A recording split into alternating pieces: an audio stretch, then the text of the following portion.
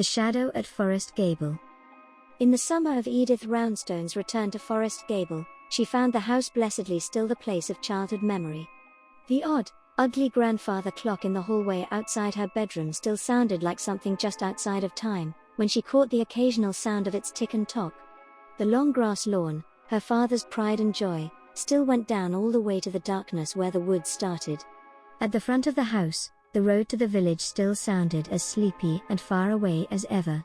Sometimes carriages or people would pass, but she would have to be straining hard to listen out for them to trouble her.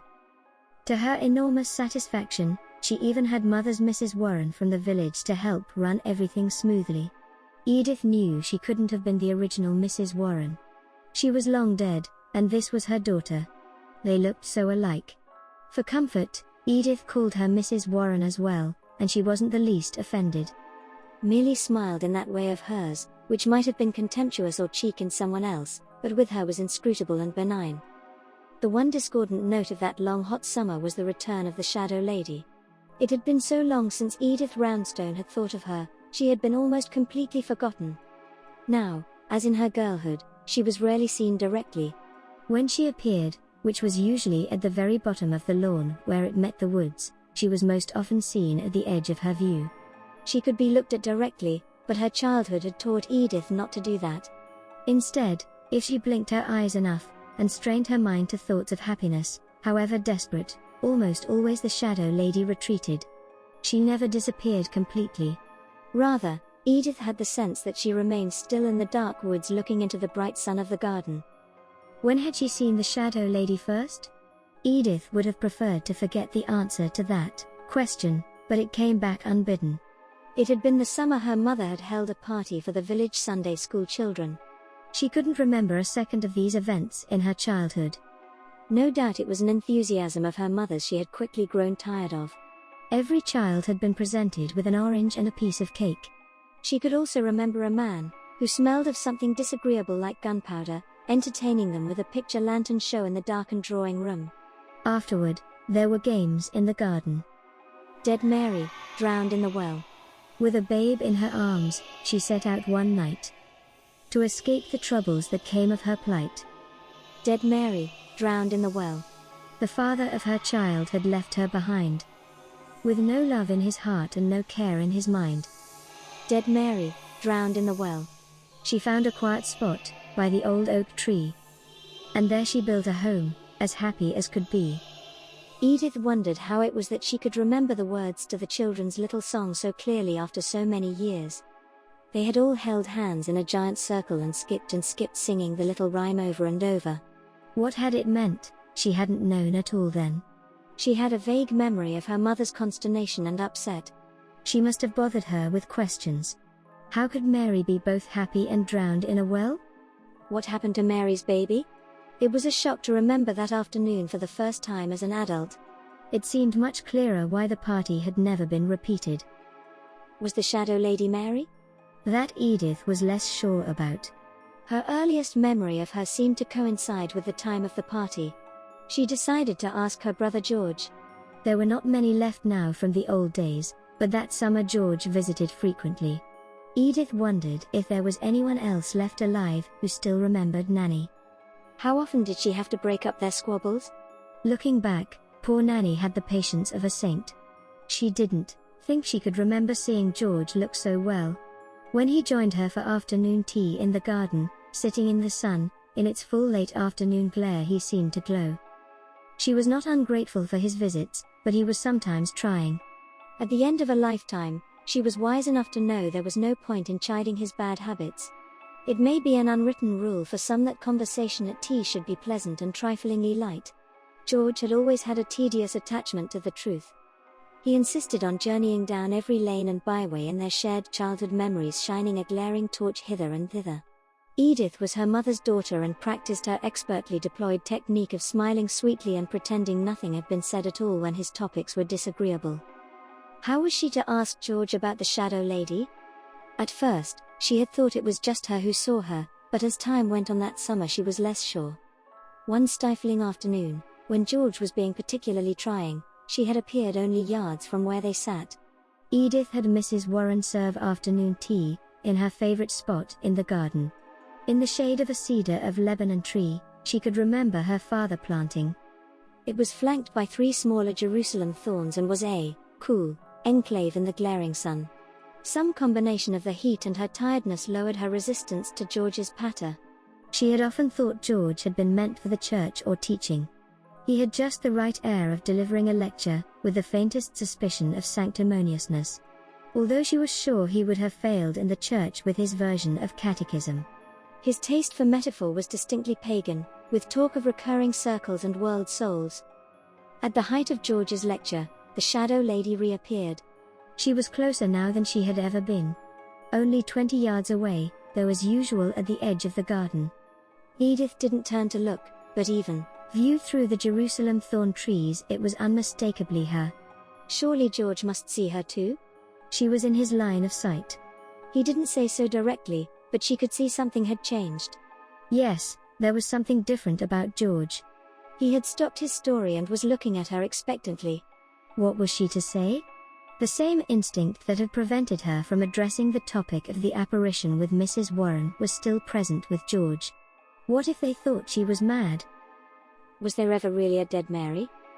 It seemed so much easier to be oblique. She was almost sure he would not have remembered anyway. My dear.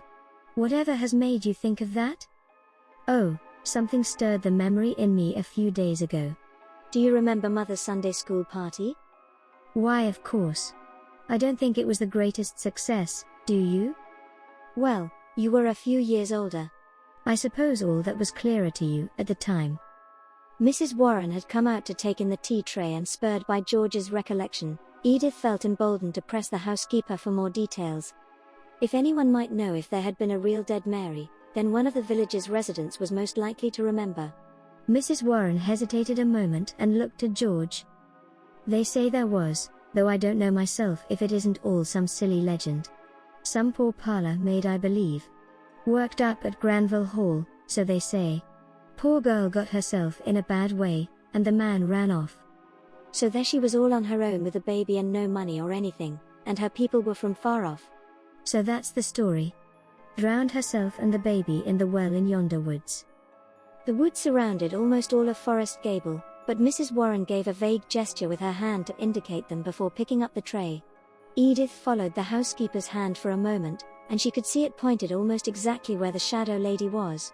Edith could also tell she was still there, but Mrs. Warren, like her brother, didn't seem to register her presence. She was almost about to speak when a glance between her brother and the housekeeper stilled her.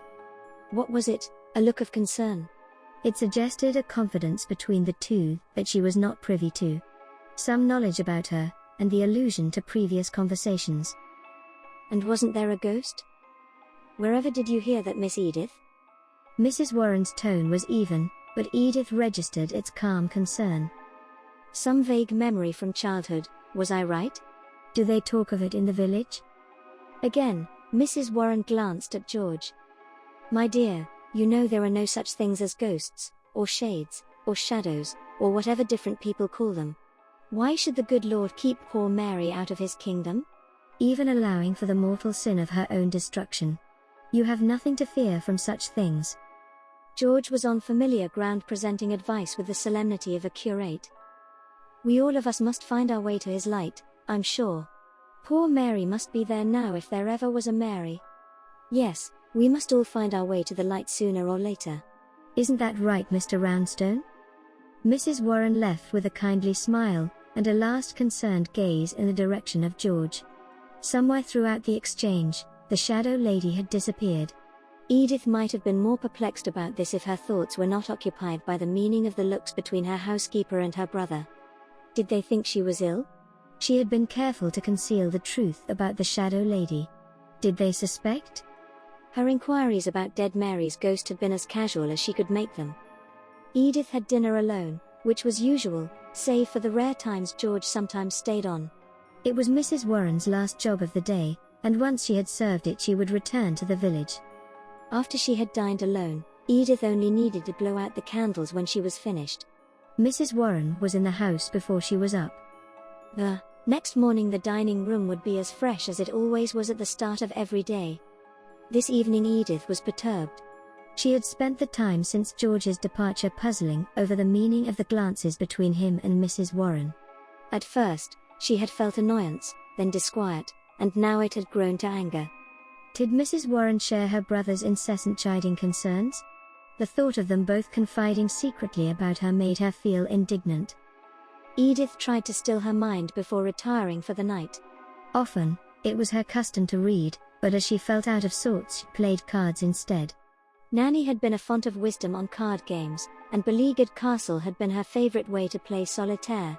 Building piles of cards from the aces to the kings needed just enough concentration to drown out other thoughts. By the time she was tired, she had almost forgotten the day's annoyances. Although they hadn't quite disappeared, as she prepared to alight the stairs, she could feel the temptation to let them rise again. She could have slept in any room, now she had the house to herself, but she still made her way to the bedroom of her childhood on the very top floor. Its dark wainscoted corridor was so familiar she had not felt the need to go to all the trouble of lighting and bringing a lamp. It was a full moon and the light from the rising moon was making its way through the fanlight windows at either end of the corridor. A candle would do until she was in her own room. She was just about to turn the door handle to her room when she stopped. There was no need to turn and look back into the darkness. She could tell the shadow lady was there. In her final turn towards her room, she had seen her form, once again only in the corner of her eye. Oddly, now in the darkness of the corridor, she seemed to have some glow that cast its own gentle shadow. Edith could see the barest outline of her own substance cast against the bedroom door. It was no trick of the eye or confusion with the candle's light. It came from the shadow lady behind her. That sideways glimpse in the darkness had been the clearest she had ever seen her.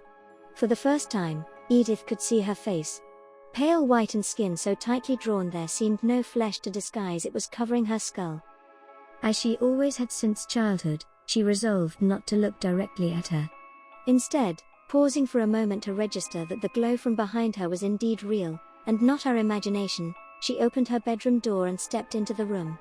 Without turning, she closed the door behind her. It was only when that was done she realized what was most strange about the whole encounter. She had felt no fear. It took only a few moments to change into her night dress. All the time as she was doing so, she dwelt on this new puzzle. It would have been normal to feel fear. Why didn't she? Something was different, but she couldn't say quite what it was. Was it a feeling, a quality in the light from the candle, or the bright full moonlight streaming through her window? Sitting on the side of her bed, she closed her eyes for a moment. When she opened them, Mrs. Warren and George were standing in the clear blue moonlight as it fell across the floor. It was just an illusion, of course, a trick of her mind. They both smiled at her with matching kindly smiles. She briefly blinked and they were gone. George had told her not to be afraid of these shades, or shadows or ghosts, or whatever it was that they were. She strained her mind. What else had he said? Some talk of souls and circling journeys to the light. She blew out the candle and lay down. Whatever it was, she could think of it tomorrow. Another perfect repeated day of high summer, just like all the ones before.